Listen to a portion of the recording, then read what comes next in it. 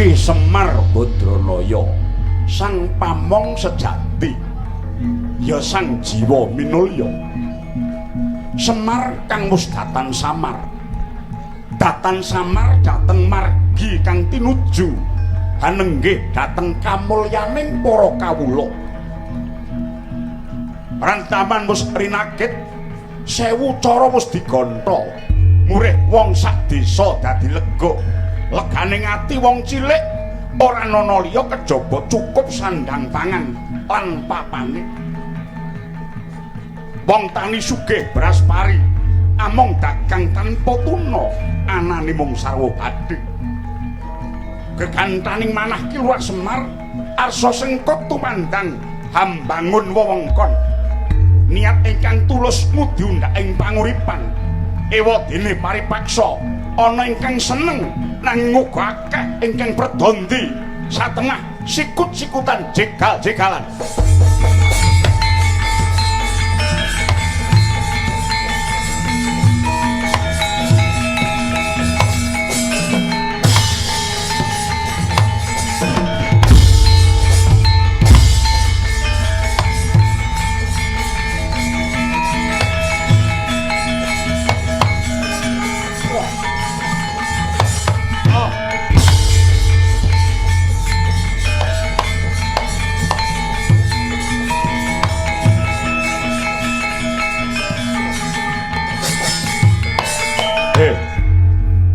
Kowe manut perngatane Ki Semar ya kena.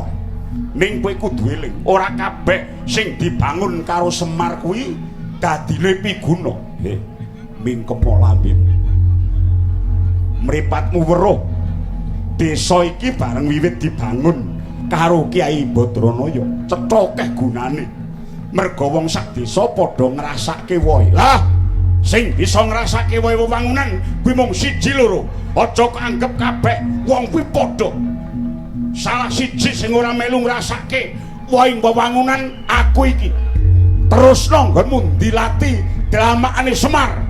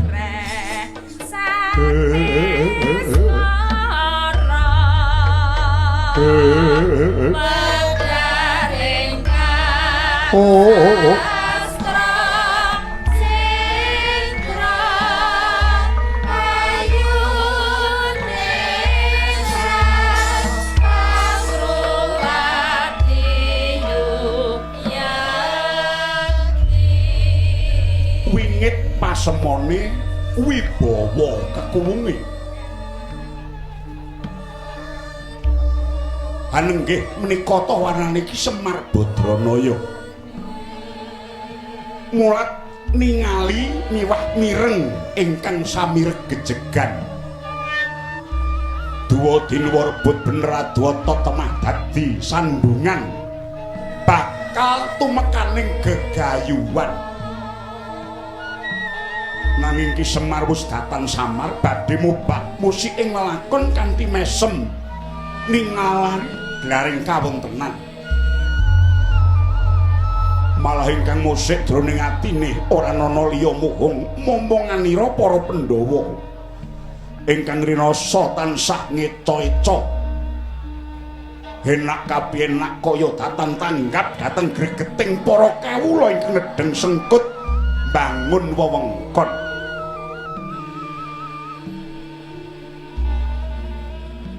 Mulat gawanira nenggih Risang Dewi Kanastren sigra hanya kedi.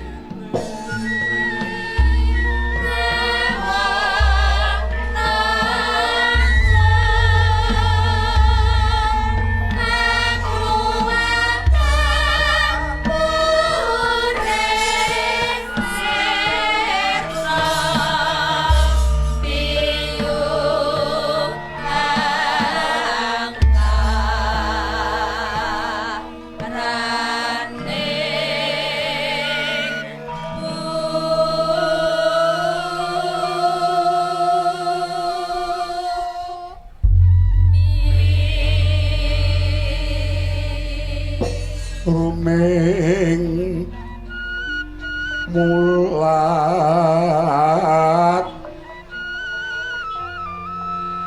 ruming mulat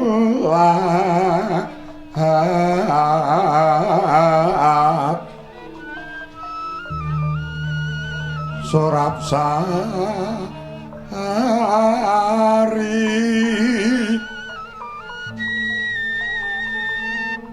ong ong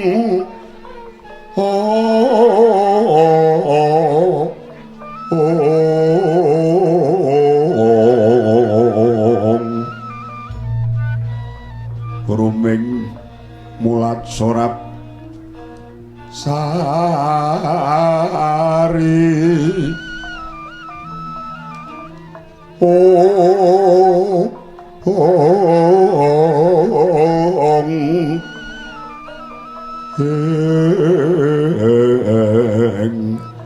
sari sari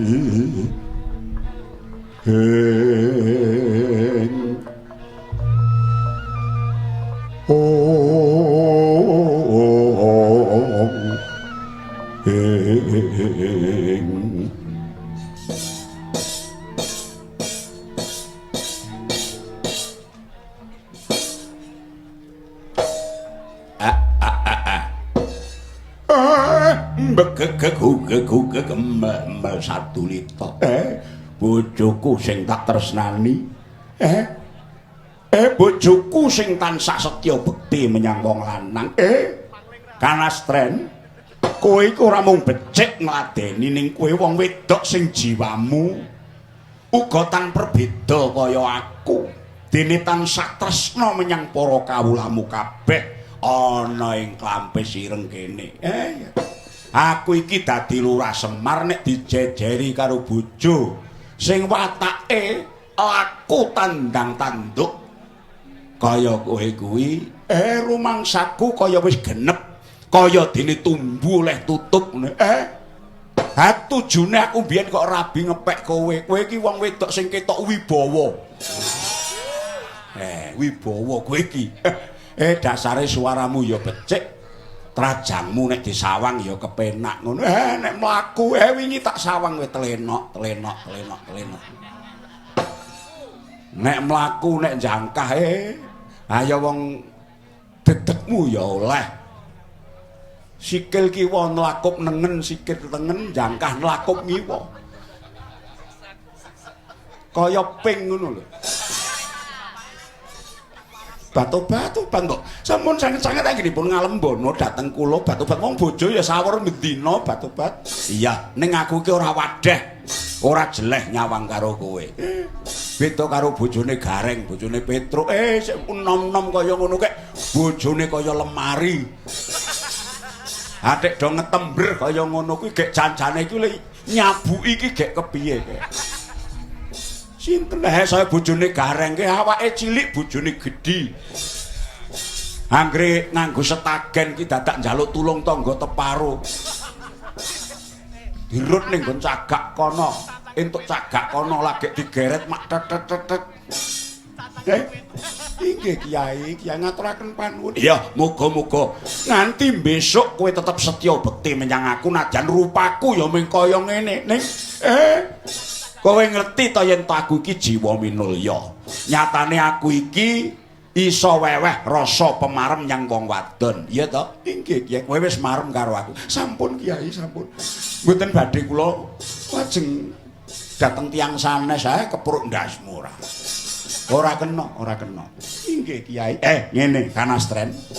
Nggonmu mandhegani mbangun wewengkon merga saka karepe Semar iki nyata gawe marem tenan. Wong tani saiki kok uripi, wong dagang kok ajangi, wong sinau kok rewangi, wong budaya kok cukupi. Nganti gedhe pengarep-areping kawula kene, supaya kowe sak teruse ya tetep bebarengan karo aku mandheganing wewengkon Klampe Sireng kene iki. Anastren, inggih Kiai inggih. Lah, sing abot kuwi pancen bangun ora mung babakan sing kasat mokta, nanging uga mbangun jiwaning menungsa sing kudu dibangun. Mula aku diudhunke menyang Marcapada kuwi, aku dikanteni wewayangan ya kuwi anakmu si Bagong kae. Dadi plek blegere kuwi padha karo aku ora beda. Siji kuncung siji gombak. Ning tiba kosok balen werdine Semar kuwi tukang nuturi, Semar kuwi tukang benerke, Semar kuwi tukang ngelingke. Nek Bagong kuwi tukang lipur, tukang nyenengke, tukang guyokke. Iki tegese antarane wigati karo tan wigati. Nggih Kyai, mula Bagong kae saiki ora tau mulih. Sasi kaya ngene iki ora tau mulih. Ning endi-endi Bagong. Mergo kae gaweane nyeneng-nyenengke wong akeh. Yes men. Sapa sing do gelem dadi Bagong, sing do gelem dadi Petruk, dadi Gareng, saiki iki ngunduh. Saiki anggere nek padang-padang mesti enek konokane kuwi. Ning nek Bagong sing tulen ya mong anakku kuwi. Inggih Kiai. Lah ngene ya, Kanastren. Wolak-wali ing kahanan iki aku kepengin duwe gawe gedhe. Ya kuwi mbangun kayangan sing tak bangun ya kayangan. Tegese mengko ben diwerdeni. Bisa aku mbangun papan suci sing dadi lantaran nampa dawuh sing gawe urip, ngono ya iso. Papan sing bener-bener suci dumunung ana telenging batin sing murni, sing disunari dening cahyaning sing gawe urip, dadi sorot kaweningan sing nuntun menyang uripe menungsa. Satemah menungsa bisa tansah manut marang pituduhe sing gawe urip. Aja padha kelu marang wong kono-kono, saiki kudu ngadeg jejeg ana jati dirine bangsa dhewe.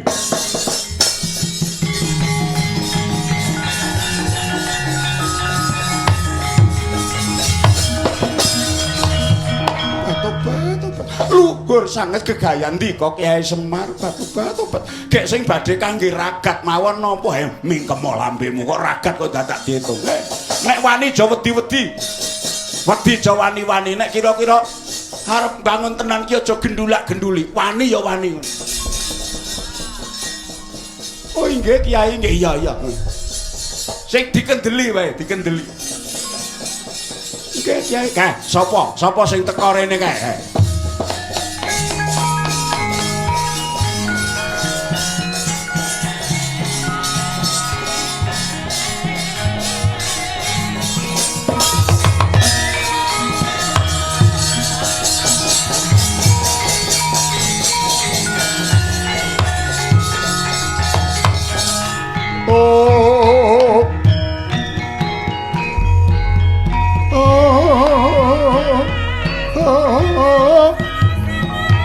Tuhan samar pamoring suksma sinuksmaya winah yang sepi sinimpen telenging kalbu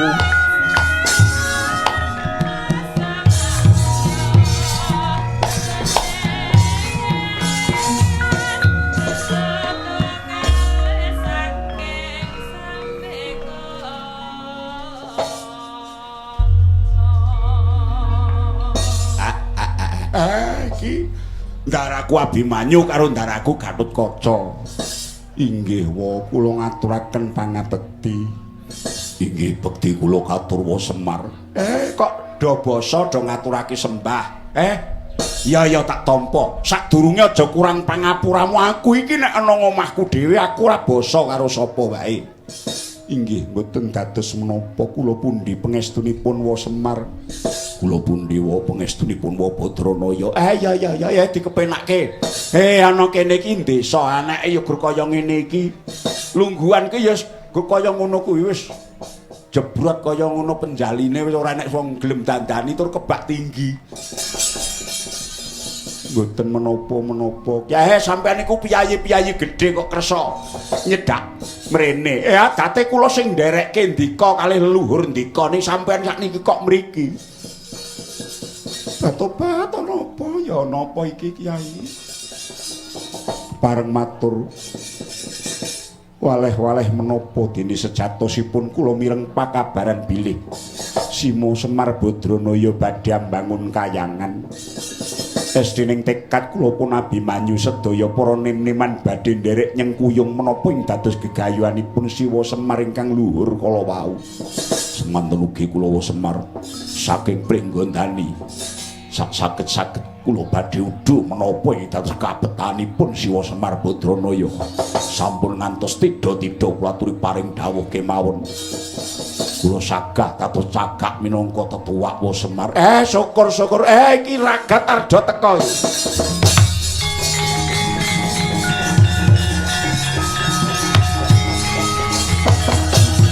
Sinuksmaya winaya ing asepi sinimpen telenging kalbu pambukaning warana. Kana strene golek adah sing gedhe. Ragate teko iki. Ketoke Ndara Abimanyu karo Ndara Gatotkaca rawuh ning desa Klampe Sireng wis ngasta buntelan. Inggih Kyai. Mangke menawi kondur dipun betani Brambang nggih. Iya. Ngaturake panuwun sing tanpa upama ya Gus.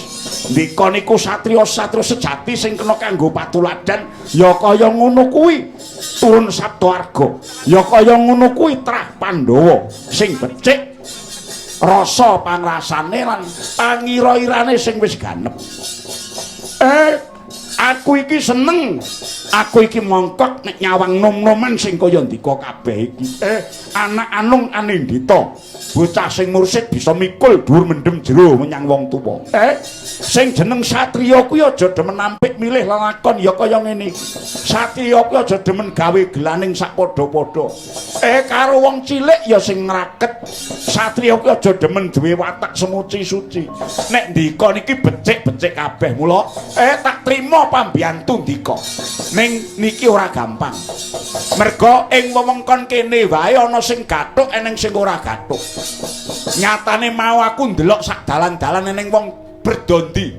Eneng wong sikut-sikutan jegal-jegalan. Eneng sing melu Semar ana sing gething karo Badranaya. Nggih kula badhe nderek wonten mriki Kewala Semar.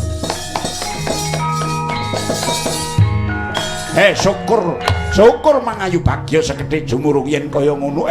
Ning sing padha prayitna ngati-ati merga tak sawang sejatine Pandhawa iki bakal nampa pacoban. Mula siji gawe loro gawe. Nggonku mbangun kayangan iki tak nggo ngawekani supaya Pandhawa aja nganti kena bebaya. Inggih Kyai ngestakaken dawuh. Kono ndok mernah-mernahke gaweane dhewe-dhewe, saikhlase ngatimu dhewe-dhewe nggon war bantu.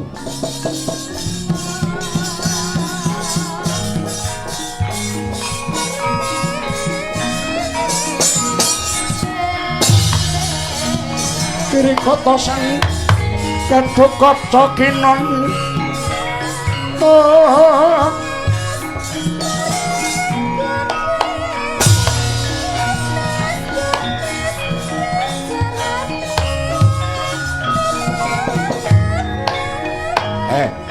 Kanastren kula aku ki wis pirang-pirang dina kongkonan anak kula nang Petruk kantong bolong tak kon sowan menyang kutha Goro Ngamarta ning sakyahene kok durung bali iki dipun srantos ingkang sabar kemawon Kyai iya aku ki semelang nek nganti Petruk iki mengko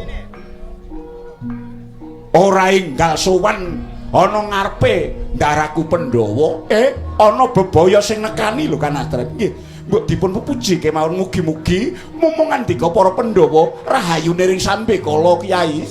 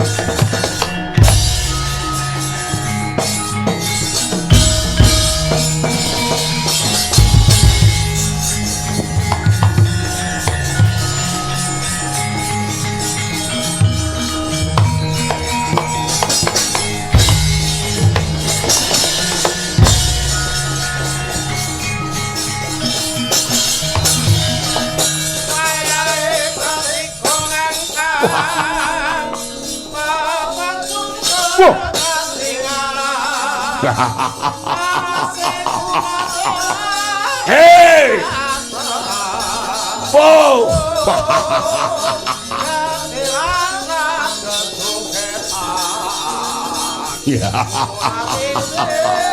Hey!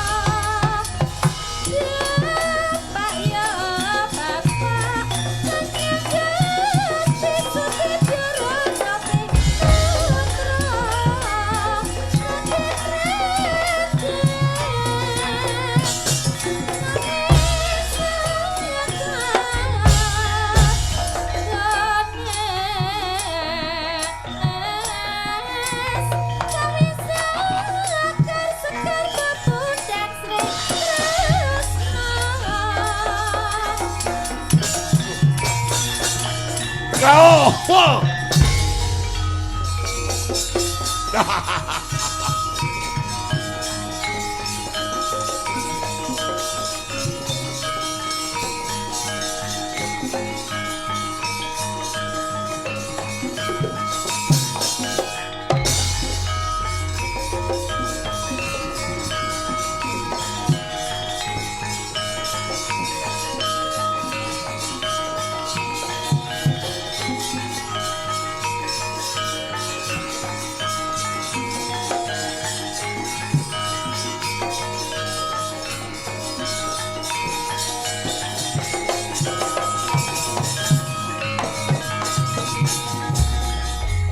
Pandhawa tata keti wisaya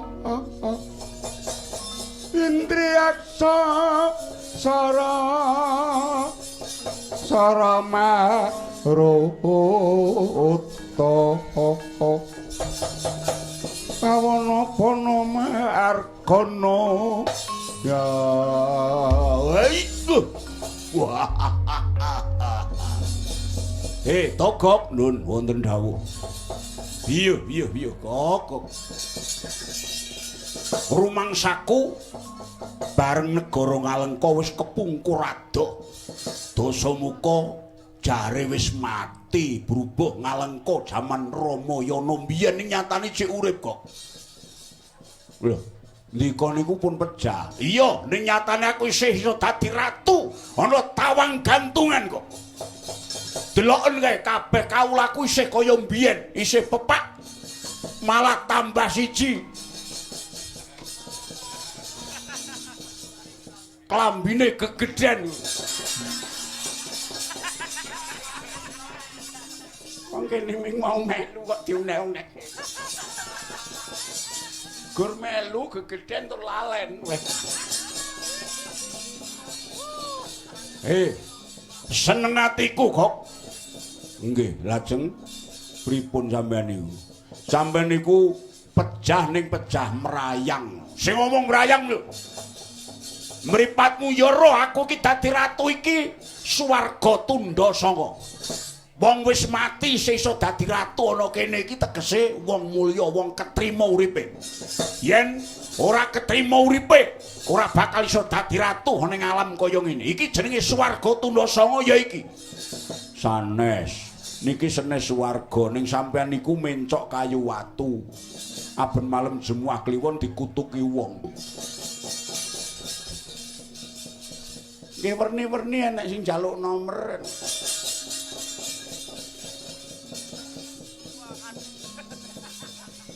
Sakarepmu nggonmu ngarani.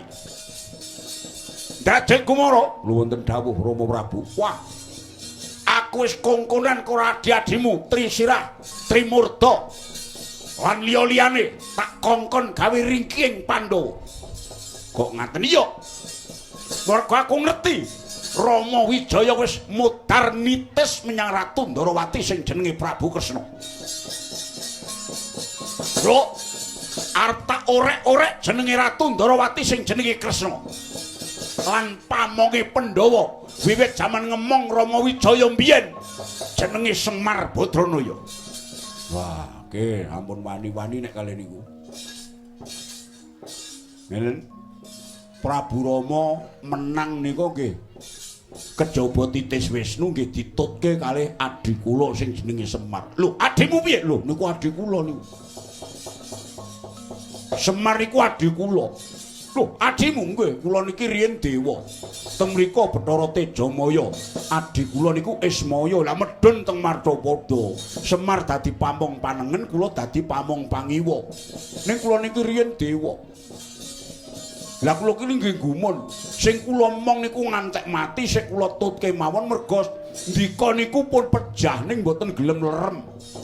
Isih mubal angkara murkane mawon.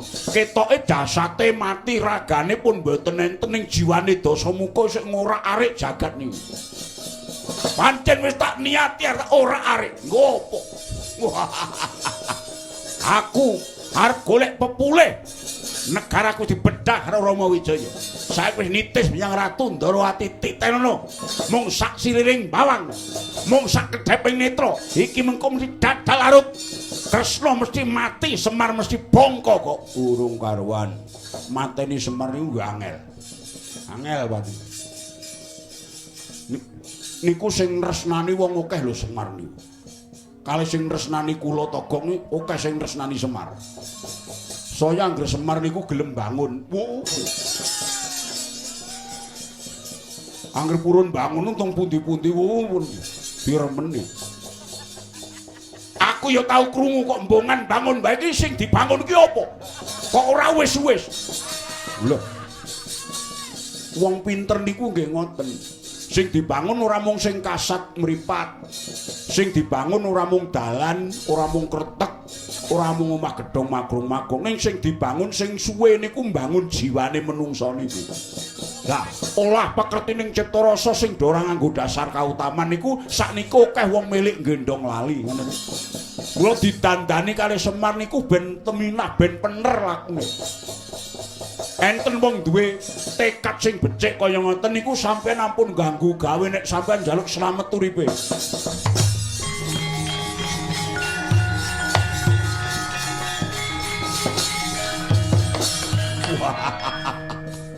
Dudu karepe dhewe. Aku ora kendho kok. Aja dielekke. Menar ngopo ae. Semar niku wong peng-pengan. Kresna weruh sadurunge winarah. Lah loro-lorone wong peng-pengan kok ajeng digawek-gaweke. Ah, besok ngenteni opo saiki ngenteni opo? Nyatane anak-anak kurung bali tegese iki wis oleh gawe kok. Kokok yen malek gok rembilongkan sapuk bandil tejo moyo tejo mantri latala goklun ora susah kakean gunung sing tanpa gunung ngerik lampit berukat kimpul aku arep golek cara piye caraku nggonku bakal gawe susahe wong Pandhawa lan ngorek-orek jenenge Ratu Ndarawati. Oh nek mboten kengku lelek monggo mawon. Jit lho. Budal waca palang sendika ngestaken dawuh.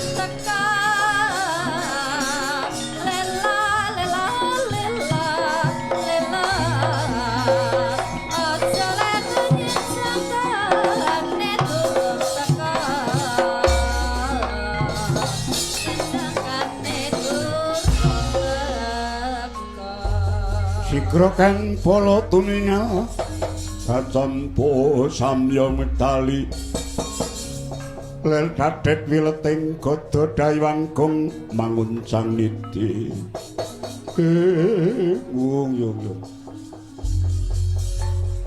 agak budal penggede ini ngantek merkutuk ini kok apik ya wadya bala bajingah campuring menungsa lan raksasa lho glebung klengklek balungan tandak genjong baju barat wewe kendo karo janggitan do mangkato kabeh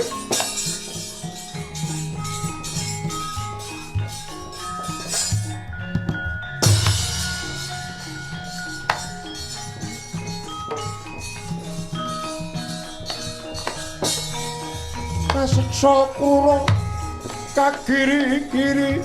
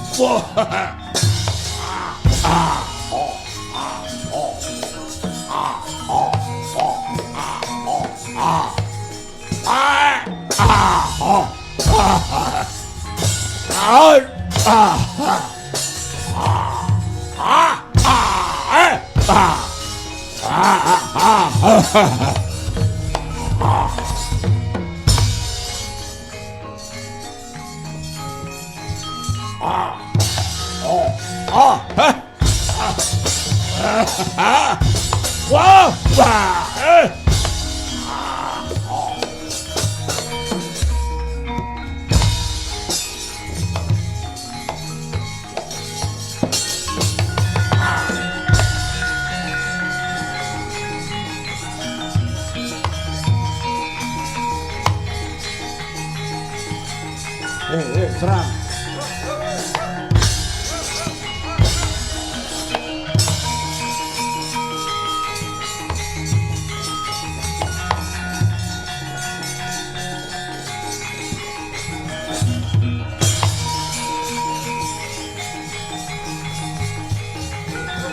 yo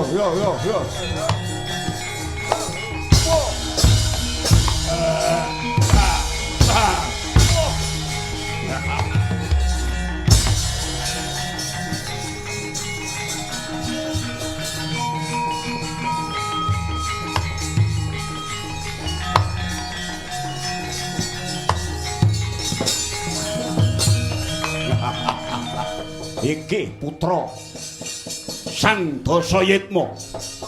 Endi? Semar Badranaya kon metu mrene. Yen ora gelem metu, saeneng-enenge kawula tak pateni.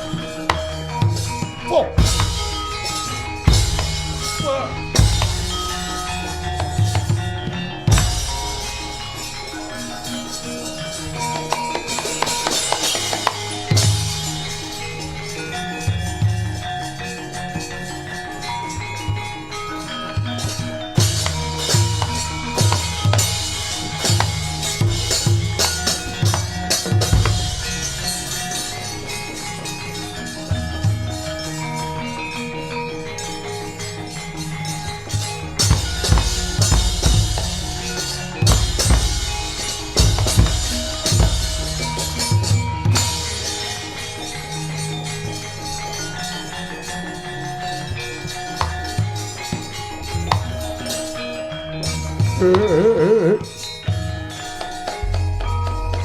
Oh.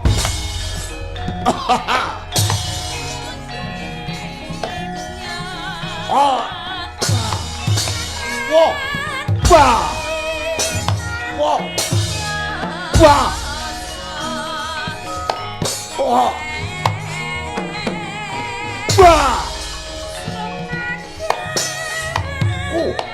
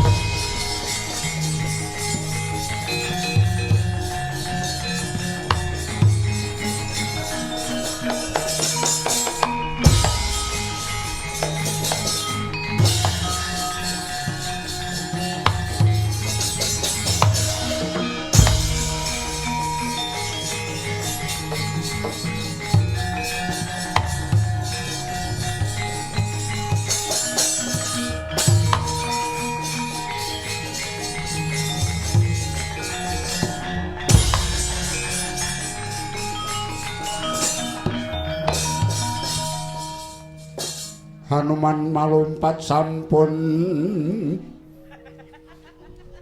prapteng widengna Gosari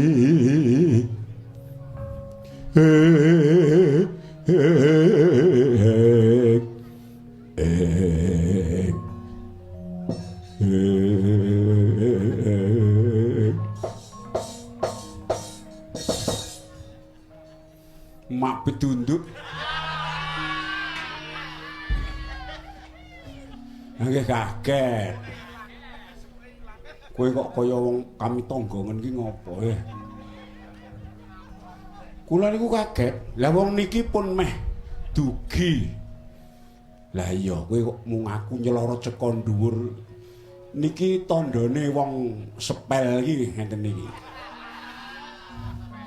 Tegese niki pun enten cocok ing raos antawisipun Ndara Anoman kalih kula lan kakekne Semar. Kok bisa? Nggih saged ngene. Aku kuwi krungu pawarta jare wong tuamu Kiai Semar Badranaya bakal mbangun kayangan. Kok nggih kabare pun dugi ngrika. Wis kae Sang Bathara Ismaya tegese duwe pakarti apa sethithik ngono wae mesti wis nyebar sak jagat. Oh ngaten. Leres pancen mboten lepat bener. Lah sing arep dibangun ki kayangan ngendi? Kula dhewe nggih mboten mudeng. Ning sakniki pun diwiwiti. Mpun sakniki ditulisi Kampung Jawani. Seratane pun ngoten niku. Panjenengan nate rawuh teng Klamisir to? Wis. Ning sakniki panjenengan nek mrika pun pangling. Ngajengan niku enten gubuk cilik dijenengke Gubuk Asmara.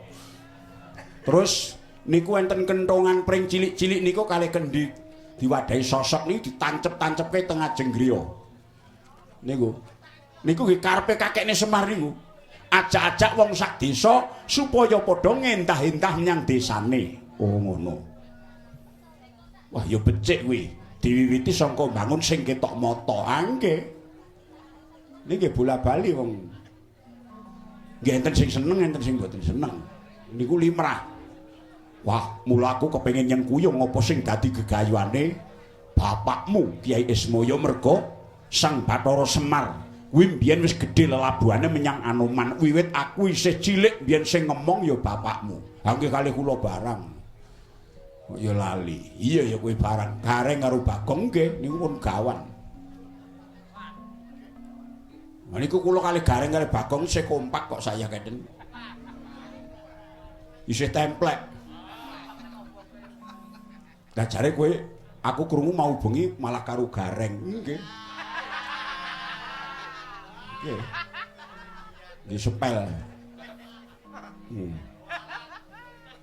Malah sing ngendangi Gareng. Seksine nggih sing wedok niku. Oh. Lah abene kowe nek dikendangi Bagong oh mboten nyang kok niku. Ya, yen ngono aku kepengin mbiyantu apa kang dadi bot repote Kiai Semar Badranaya. Bejane awakku dene aku ditunggoni karo Bathara Ismaya wiwit jaman semono, walesku kabecikan menyang panjenengane ora ana liya kejaba aku mung atur dharma bekti menyang Kiai Semar. Niku tenan. Iya. Ah, nggih, matur nuwun. Lah napa ingkang badhe dipun biyantu?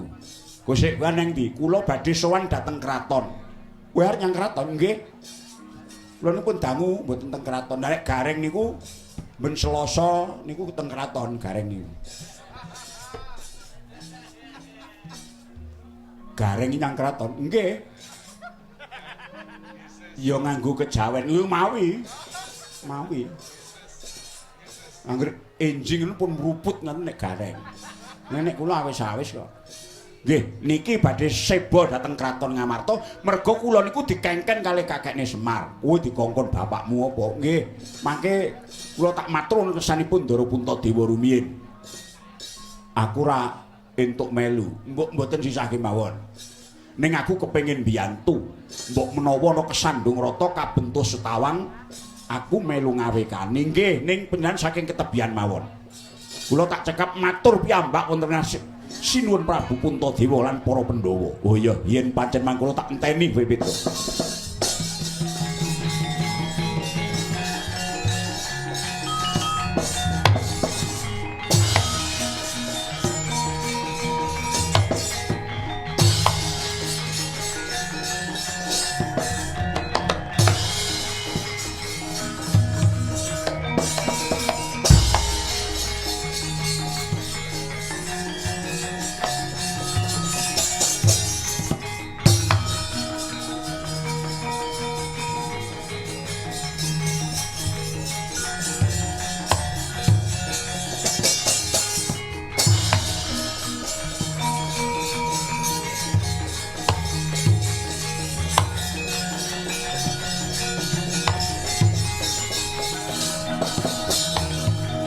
agung kawuryan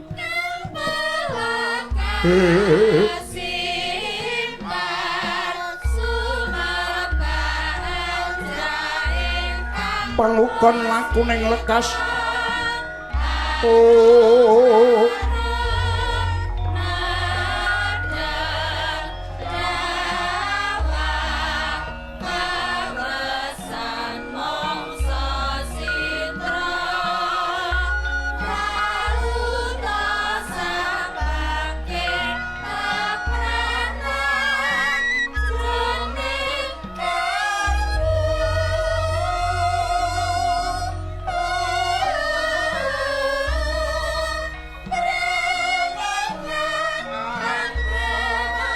kita linuding kidung kadung kadereng amomong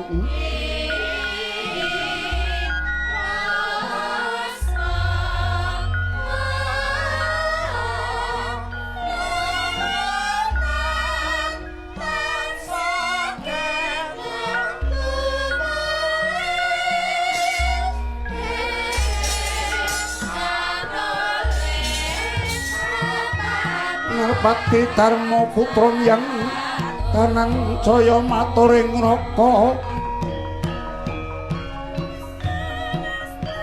Narendra Harimurti saha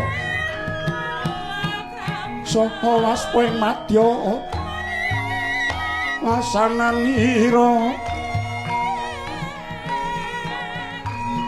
katur sadaya ring sangreh ring sangreh Maturetna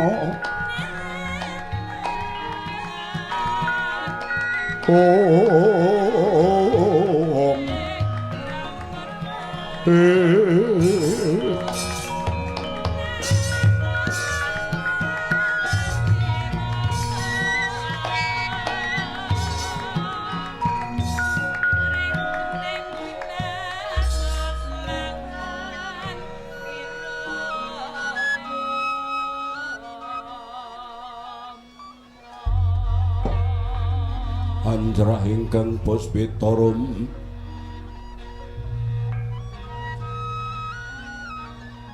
kasiliring samirana mrih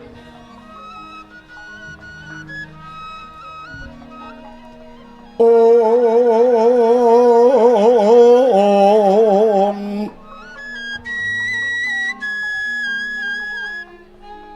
Sekar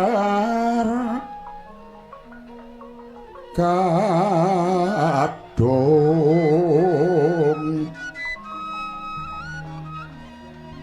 ku naskan danyo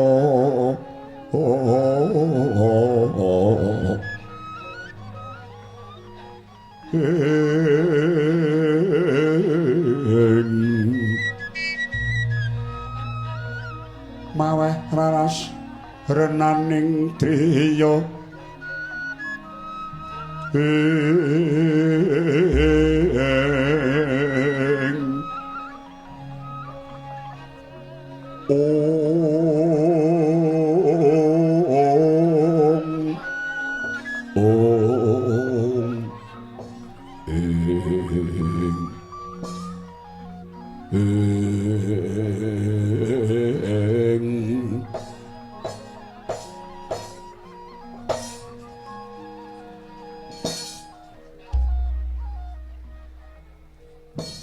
kula nuwun lenggah paduka Kanjeng Koko Prabu Harimurti miwah Koko Prabu Mandura ingkang sampun sawetawis wanci wonten negari Cintokapura. Koko Prabu kenging menapa paduka mboten tumunten paring dawuh sanget pangrantuning manah menggah menapa kapareng paduka Koko Prabu. Wah Kresna kakangku kaya beneh lan padatan semune ngemu wigati. Iya, Yayaji.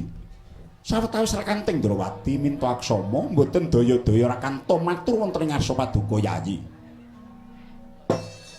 Mekaten ugi pun Kakang Mandura Yayi, praptaning Rakan Teng Mandura mboten sanes kejawi namung dipun kanthi dening Yayi Prabu Narayana. Sekawit Yayi Prabu Kresna prapta wonten ing Mandura. Hanjawil dhateng pun Kakang supados dadosa seksi tama badhe aturipun Yayi Prabu Ndarawati dhateng Paduka miwah para kadang Pandhawa.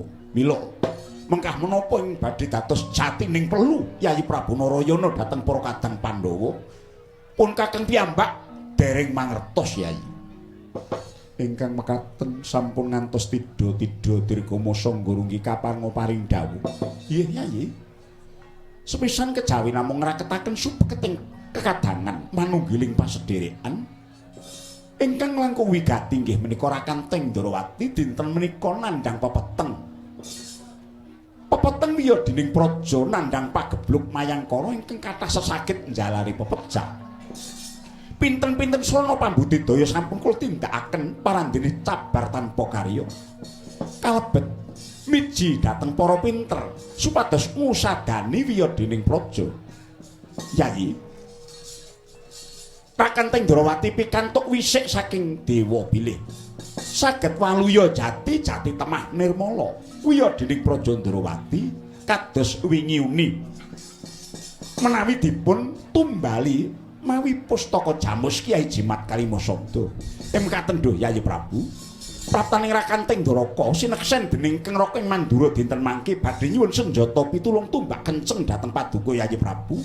Kepareng nglinteraken pusaka Paduka Kyai Jamus Kalimasada dhateng Rakanteng Ndarawati benjang purnaning gati.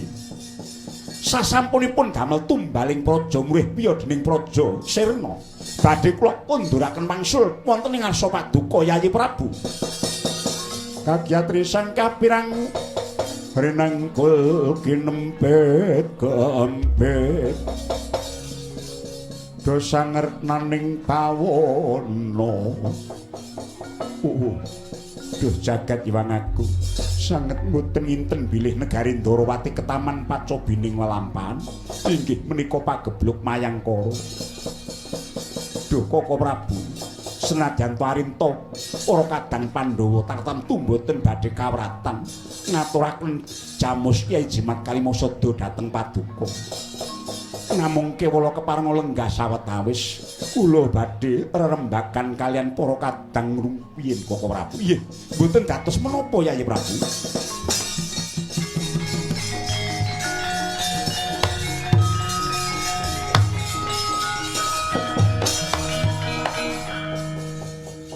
Werkudara, nggih.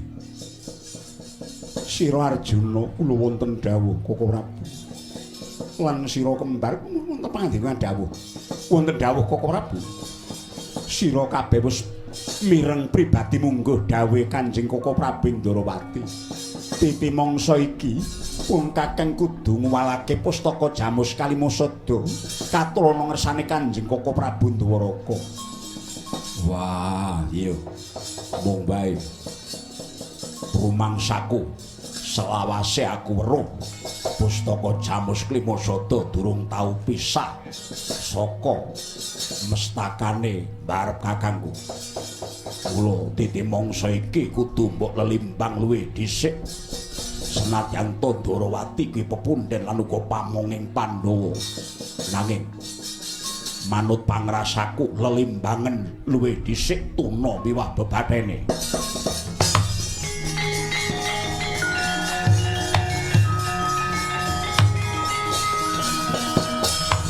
Karsa madangi jagat dok mungup-mungup aning sapucak ing wukir marbabang sumirat kena soroting surya mega lan gunung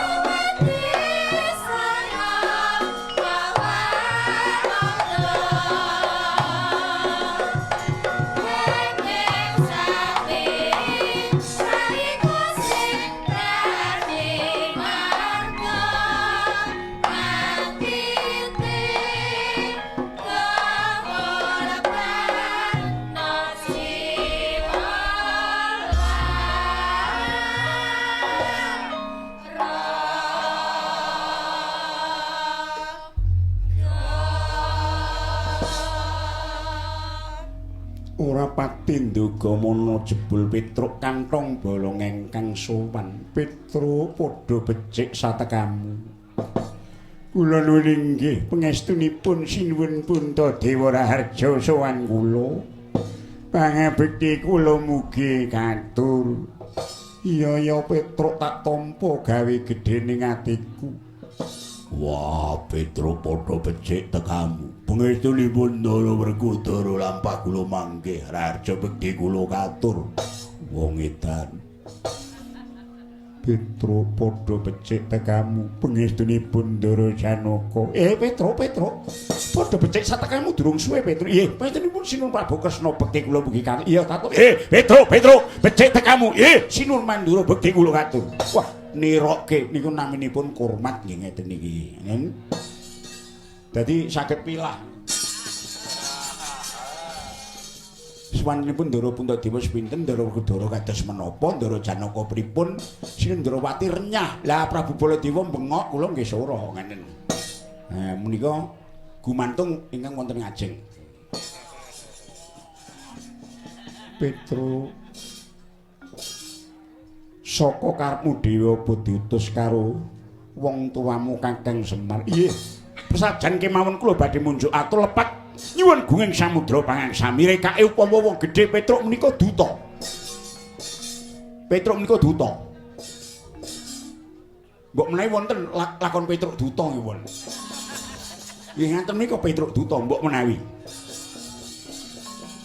Daton ing saged duta menika mboten namung Raden Wisanggeni.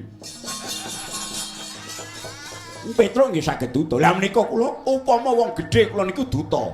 Ning gandeng mung sak kene Semar cukup kula niku dipun kengken nggih mawon. Kowe dikongkon apa karo wong tuamu? Nggih kepala matur. Kula aturaken menapa wontenipun menapa dados krentekipun kakekne Semar ngendikanipun dhateng kula ketah dipun aturaken dhateng Paduka. Awit menawi mboten kula aturaken napa wontenipun mangke ndak wonten tetembungan undhaking pawarta sudaning titipan. Walire piye? Undhaking pawarta kidul desa menika wonten ula gedene mung sak kempel ngantek ngidul malih niku wonten kabar wonten ula gedene sak lesung. Saya ngidul malih enek ula gedene sak gluduk ngene niki limrah undhaking pawarta. Banjur sudaning titipan adaanipun saking dhuwur iku grojo-grojo tekan ngisor mung itir-itir. Niku nek sudaning titipan. Mila kula aturaken menapa wontenipun? Iya piye? Truk matura karo bendaramu Puntadewa lan para Pandhawa yen to titi mangsa iki Semar kepengin bakal mbangun kayangan. Lah, rening wewengkon Klampis Ireng sampun wiwit dipun bangun. Rening bau sekeng dasaripun kekirangan nyuwun pambiyantu dhateng Paduka nanging mun sewu boten wujuding Raja Brana. Banjur apa Petruk? Posipun kakekne Semar mboten mantun nyuwun ngampil. Inggih menika pustaka Jamus Kyai Jimat Kalimasada. Prayogining lampah Paduka sinuwun kemawon monggo kula dherekaken dhateng pedusunan. Manunggil kaliyan kakekne Semar pinten dinten ngaten. Rawuh wonten mriku lajeng nyipeng wonten mriku. Ora ketang elek-elekan kula niku nggih gadah griya. Mangke keparenga sami sare wonten panggenan kula. Mboten wonten senthongipun. Namung bekaan ki mau. Wah, ora sudi turu omahmu. Nek panjenenganmu ora tau sare kok. Dadi kepengin ngundhut ngampil pustaka klima. Mboten ngampil namung Paduka lan para Pandhawa kula dherekaken dhateng pedusunan. Rawuh wonten panggenanipun kakekne Semar. Ingkang saperlu nyekseni anggenipun kepengin hambangun kayangan. Awit wangsiting dewa saged rancak pambanguning kayangan nggih menika ing Klampis Ireng. Menika menawi dipun lenggahi dening Sinuwun Prabu Puntadewa. Dasaripun sampun dangu. Kakekne Semar mboten pinanggih kan momonganipun nggih menika para Pandhawa.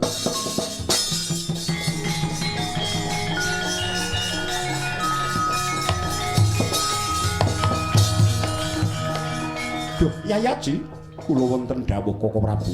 Sareng Petruk dumugi lajeng pangandikaning Prakanting Ndrawati mboten dipun penggalih. Lho, menapa menika? Petruk sumurupa Koko Prabu Ndrawati rawuh kepengin bakal mundhut ngampil pustaka Klimasada. Badhe kagem menapa? Negara Ndarawati ketaman pagebluk Mayangkara bisane Waluya jati-jati temah nirmala kudu ditumbali mawa pustaka Jamus Klimasada. Lho kok elok. Mangke rumiyin. Nuwun sewu. Negari-negari sanes mboten-mboten sing pagebluk malah saniki bangun. Ing pundi-pundi kejawi bangun, tentrem.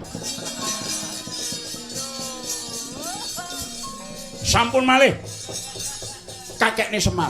Lah wong-wong Kurawa sing jenenge Aswatama niku mong bangun kok. Aswatama niku bangun. Kaciros menawi kabar ingkang sumebar sing dibangun niku menara ingkang inggil. Niku dipun bangun kan Bambang Aswatama. Ladan niku sanes gegolonganing Kurawa ingkang anake Bendita Durna niku mawon bangun menara sing inggil. Ngantek pejah keburukan diuripke karo Betari Wilutama. Mengkono wae nggih, mila kula gumun setahun jeblek senendeng ing atase Ndarawati ditunggoni Bathara Wisnu. Titis Wisnu niku Prabu Narayana. Lah kok pegeblukmu kedadipun teliti langkung rumiyin. Petruk, kula wonten dawuh. Kosek to. Kok semune ora ngandel. Ora percaya karo Yayi Prabu Ndarawati. Lho, mboten percaya mboten. Ning nuwun sewu.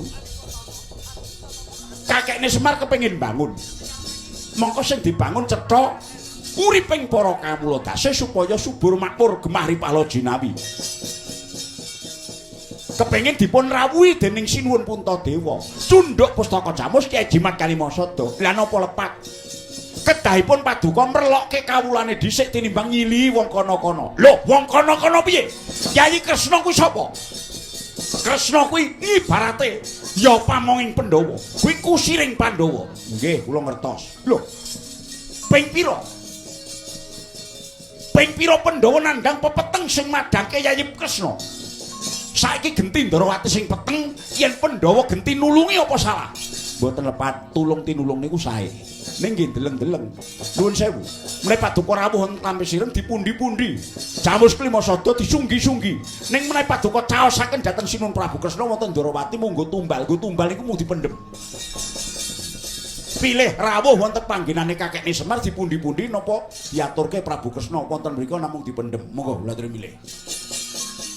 Estu Jamus Klimasada menawi dugi Ndarawati mung dipendhem. Petruk kowe aja ngino. Kula mboten ngino. Ping pira Pandhawa dilabuhi dening Kresna. Lho niku wong labuh niki diketok-ketokke niku mboten apik. Wong labuh kok diketok-ketokke. Ha wong kula utang mun mboten tau kula ketok-ketokke kok. Kula tau nggawa demunge tiyang men. Mboten tau kula ketok-ketokke. Ning asring Yayi Prabu Ndarawati madhangke lelakone Pandhawa. Lho nek perkara labuh niku Pandhawa nggih labuh. Malah mboten mung sakniki wiwit tasih timur senen biyen pun labuh dhateng Mandura. Dek kapan? Lho menen lali. Kemutan lakon Kangsa mboten. Iya. Eling, aku sik kok Karsana. Lah nggih niku Pandhawa nglabuhi niku. Enten pepanggungan sing gelut karo buta gedhe sing jenenge Suratri Mantra niku sinten nika areke teng niku. Gedhe dhuwur niku. Mungsuh buta-butane mati dijojok kuku diodel-odel waduke mbrodol ususe 17 depa dawane. Ngoten. Mung kuwi, ha mboten mung niku. Anggepe napa sampean niku? Kok mung niku? Lah ping pinten mawon Mandura niku enten ribet sing madhangke Nindara Werkudara. Sing dilabuhi kok Prabu Mandura bener nggih lali. Bener nggih dilabuhi lho.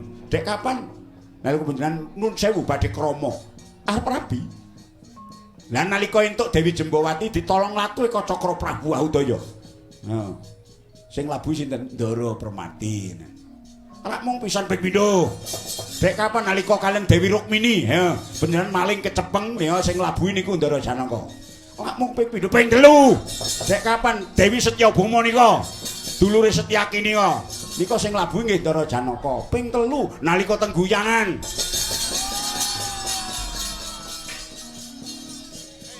Pun mergo labuh napa ngenten. wong bangun niku kekurangan. Ning kuranging bondo donya mboten dadi napa. Ning nek pusaka-pustaka Kyai Jamus niku perlu. Merga lima-limaning dasar kangge mbangun niku kudu rawuh wonten ing klampi sireng.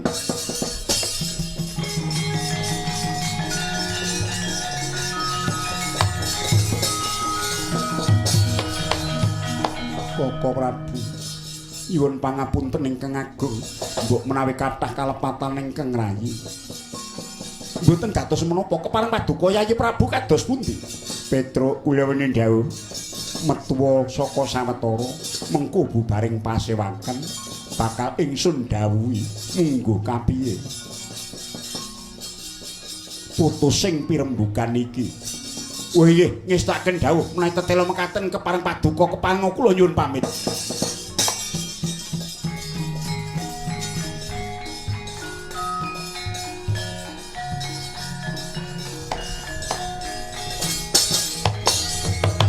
Wah, marak ora tata melet-melet ilate.